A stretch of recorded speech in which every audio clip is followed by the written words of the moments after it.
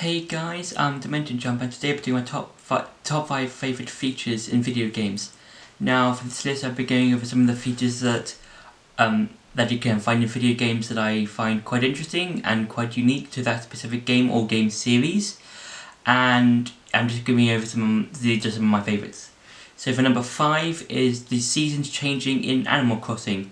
Now what I like about this is that it's kind of cool because like depending on the season that you're playing in Animal Crossing, depending on which game you're playing, you can like collect different bugs. The area that you're around in changes like scenery, like you can see snow going to the ground.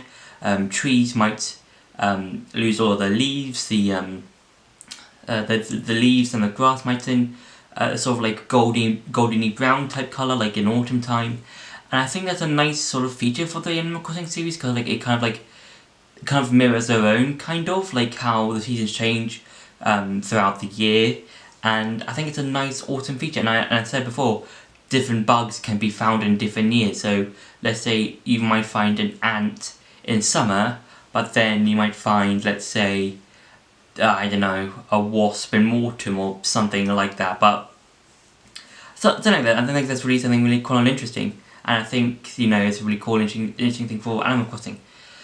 For number 4 is evolving Pokemon in specific ways. Now with the Pokemon series, I feel like that's with the amount of Pokemon that there are, I think a lot of the ways you can evolve Pokemon are quite unique and quite clever. Because you've got the standard Pokemon leveling up by a specific level, like let's say the starters, they evolve around level 15 to 16, and then they have their final evolution that they evolve at like levels 35, 36, maybe 37 at a stretch. And then you've got other Pokemon that can be traded around and they can evolve that way, like Gengar, Golem, Hitmonchan, those kinds of Pokemon. And then you've got some Pokemon that can evolve by using like a specific thing or specific level, by holding a specific item or being around a specific area. And I think one of the most unique kind of Pokemon that can evolve in a specific way is probably Inkay. Now Inkay's evolved form is Malakar, I think that's the name of his final form. And the way to evolve an Inkay into a Malakar is by turning your 3DS upside down and then just battling a couple of times and reaching a specific level, and then it evolves into a Malamar.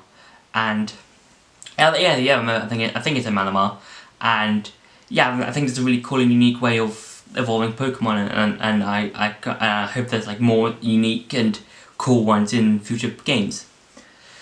For number 3 is gaining a certain quest during Skyrim, and some of the things you can find in Skyrim are quite cool, but some of the quests you can find by gaining a certain level or certain action that you can unlock.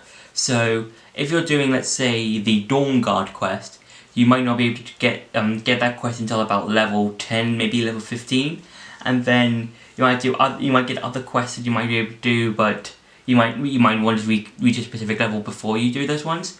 And that's something quite cool and interesting, because if you want to, like, if let's say one of your favourite quests is let's say the companion quest, but let's say, I know it's not in the game and I know it's like another feature, but you could just find it randomly, but let's say you can't unlock the companion's quest until you're level 20 or something, and then you'll be cool, okay, cool, I can reach this specific level and then do the companion quest.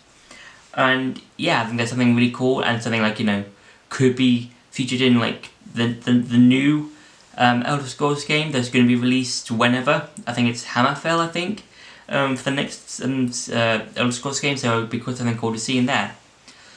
For number 2 is using enemy powers in Mario Odyssey.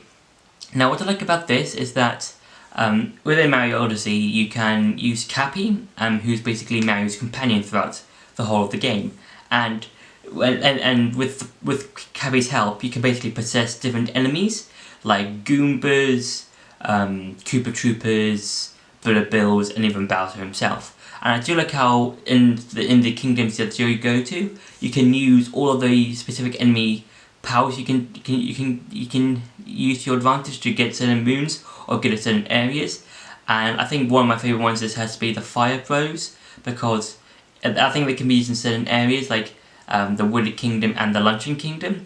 And with the Luncheon Kingdom, you can basically hit these certain torches and you can get the a specific moon. And I think that's really cool and interesting. And I do like how each enemy has their own unique, different styles, and I think it's quite cool and interesting.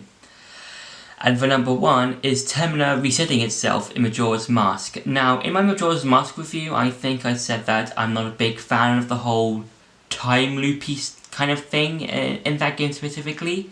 But I do. Well, I think one of the things that I do quite like in Majora's Mask is the way that the whole world resets itself after you go back in time to the dawn of the first day, because each specific thing has like, you know, a specific thing of what they need to do. So let's say a character has to go from the town center to let's say the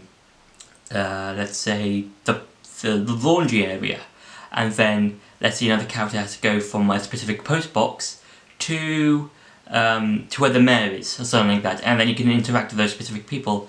And I do like how when you do go back in time, you can lose all of your rupees, your bombs, your arrows, your bomb juices, those kinds of items, so like items that have like a specific amount to.